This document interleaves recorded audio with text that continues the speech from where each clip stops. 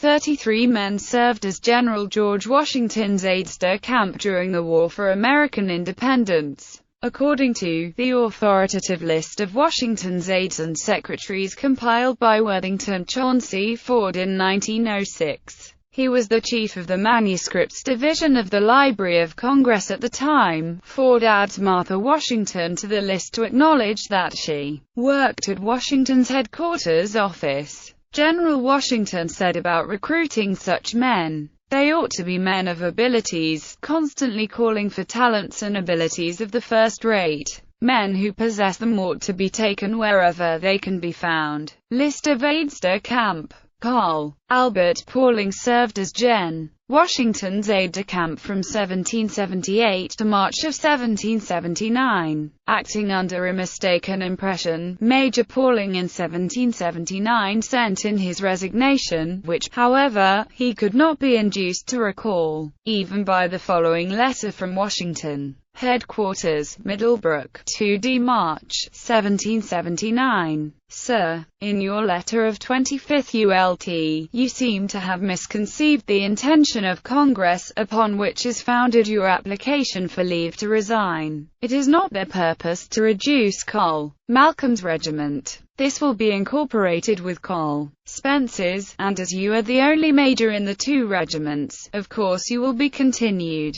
After considering the just claims which the country has on good officers, I am persuaded you will suspend your application. I am, sir, your most humble servant, Geo. Washington, to Major Albert Paulding. Years later Col. Paulding became a founder and father to the city of Troy, New York. He served 3 terms as village president, and was appointed first mayor of the city. Hodder Bayles joined Washington in Newborough in the spring after Yorktown. Back in 1777 Bayles graduated Harvard, was commissioned a lieutenant in Jackson's additional Continental Regiment, appointed as aide-de-camp to General Benjamin Lincoln, and was promoted to major. He was captured by the British at the Siege of Charleston. Exchanged in November 1780, he returned to Harvard for a Master of Arts degree. He was appointed May 1782 and served until December 23, 1783. George Baylor. Peter Bowman. Among the graves of distinguished Revolutionary War soldiers in Onondaga County is that of Peter Bowman, an aide of Gen. George Washington, who was buried in Belle Isle Cemetery. Richard Carey was written about kindly by Congressman John Adams to another Massachusetts delegate, William Tudor, judge advocate to the Continental Army.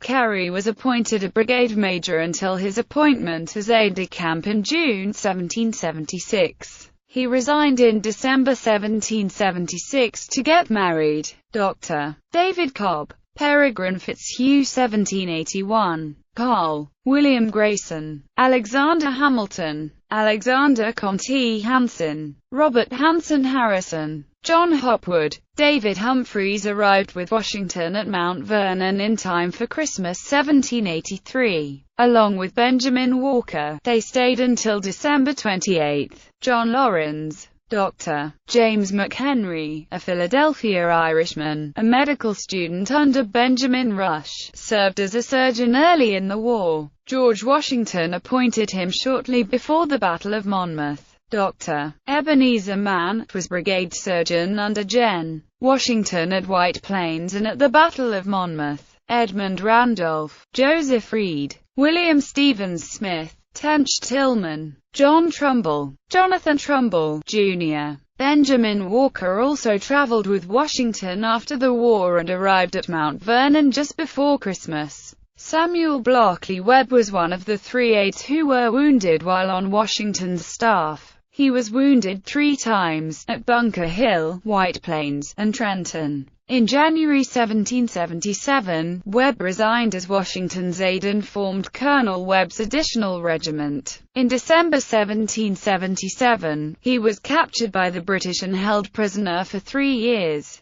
Bibliography. Lefkowitz, Arthur S. George Washington's Indispensable Men. The 32 aides-de-camp who helped win the Revolution. Stackpole Books.